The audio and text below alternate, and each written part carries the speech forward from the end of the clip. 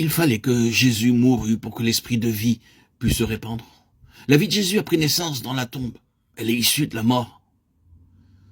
De même pour nous, c'est quand chaque jour nous mourrons à nous-mêmes, portant partout la mort du Seigneur Jésus. C'est quand la chair, le moi, sont crucifiés et maintenus dans la mort. C'est quand nous entendons notre arrêt de mort frapper tout ce qui est du moi, que se manifeste en nous la vie et l'esprit de Jésus.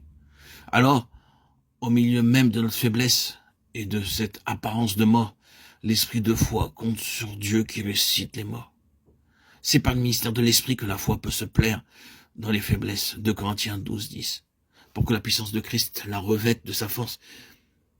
C'est quand notre foi ne vacille pas en s'arrêtant à la faiblesse du vase d'argile. C'est quand elle reconnaît que ce n'est point de nous-mêmes que doit venir notre force, mais de Dieu seul, que l'esprit agit avec la puissance du Dieu vivant. Et la même pensée revient encore 2 fois au chapitre 5. Paul parle encore des arts de l'esprit à propos de ce que nous gémissons sous le poids. Au chapitre 5-6, il fait mention du Saint-Esprit dans l'énumération des angoisses et des travaux qui accompagnent son ministère. Nous nous rendons recommandables en toutes choses comme des ministres de Dieu, dans une grande patience, dans les afflictions, dans le Saint-Esprit, comme mourants. Et voici, nous vivons comme châtiés et non mis à mort, comme affligés, mais enrichissant plusieurs. La présence du Saint-Esprit en lui était, il le savait, le ressort caché, la force divine de son ministère. Nous le demandons. Le Saint-Esprit occupe-t-il dans notre ministère la place qu'il occupait dans celui de Paul? Il n'est pas un ministre, pas un membre de l'Église qui n'ait intérêt à le savoir. Il ne s'agit pas ici de savoir jusqu'à quel point on admet la nécessité de l'action de l'Esprit, mais de savoir si pour obtenir sa présence, on lui donne la proportion de temps et de vie, de pensée et de foi qu'il réclame.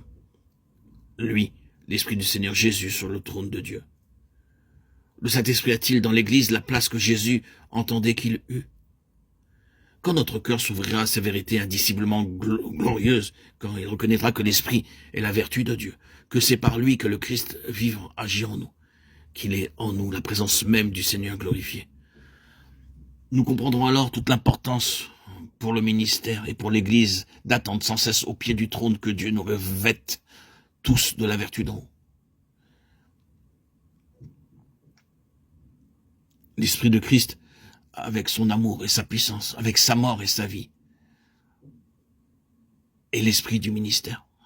Dès que le ministère sera pénétré de cette vérité, il deviendra ce que la tête de l'Église veut qu'il soit, le ministère de l'Esprit. Amen. Gloire à Dieu.